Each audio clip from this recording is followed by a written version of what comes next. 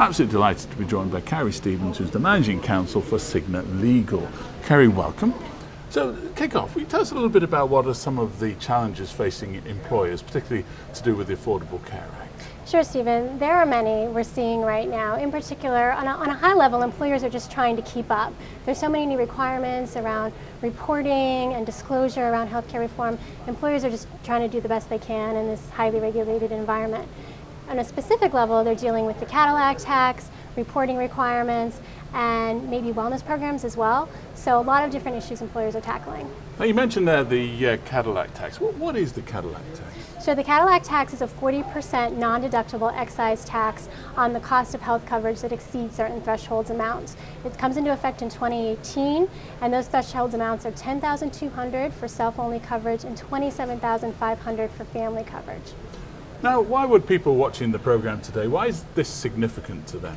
So the tax is significant for a few reasons. First of all, it's known as the Cadillac tax, but really that's not the case. It's implementing so many different types of employer plans, and many large employers and small employers are going to be subject to the tax due to the fact that the thresholds are so low and they're not going to increase as much as they need to over time. So it's going to have a really wide impact.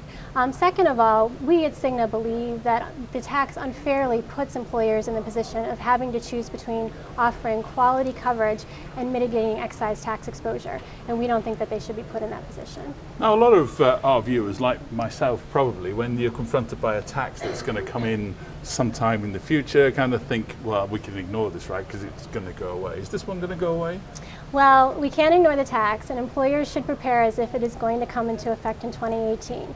However, there is a groundswell happening right now, an effort to repeal the tax or at least reform significant provisions so it won't have such a huge impact on employers and employer-sponsored coverage. So while we think employers should be preparing, they might also want to think about joining these efforts to work with us in Washington to help get the tax repealed.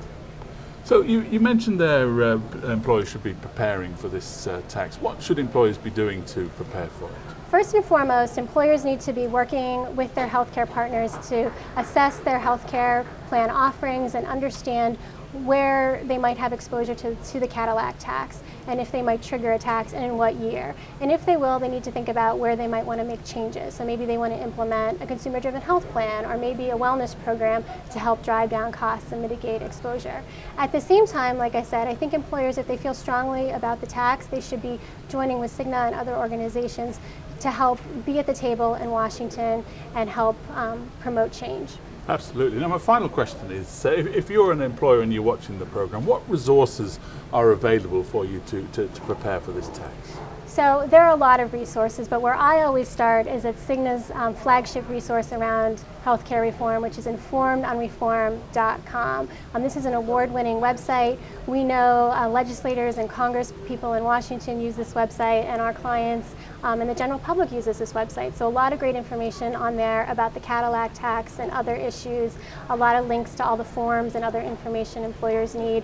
I would also encourage employers to check out the website for the Alliance to Fight the 40, and that's fightthe40.com, and they can get more information about how they can take action. Thank you ever so much indeed for that and for joining us today. So thank you. My pleasure. Thanks for having me.